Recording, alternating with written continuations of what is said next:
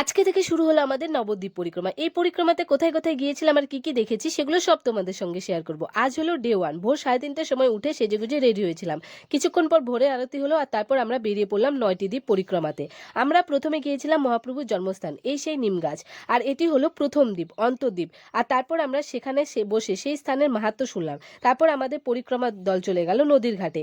নৌকো করে আমরা কীর্তন করতে, করতে হা গোরা প্রাণ গোরা গৌরাঙ্গ হে চলে গেলাম সেখান থেকে আমরা চলে গেলাম রুদ্রদ্বীপে। রুদ্রদ্বীপে গিয়ে সেখানকার ঠাকুর দর্শন করে এবং মাহাত্ম্য শ্রবণ করে সকালে খাবারটা খেয়ে নিলাম। আর তারপর সেখান থেকে আমরা অনেক দূর হাঁটতে হাঁটতে পৌঁছে গেলাম সচিমাতার জন্মস্থান মহাপ্রভুর মামার বাড়ি বেলপুকুর। প্রথম দিনের পরিক্রমা এখানেই স্থগিত। আজকে রাত আমরা এখানেই বিশ্রাম নিব। শ্রী মদন গোপাল জিউ মন্দির।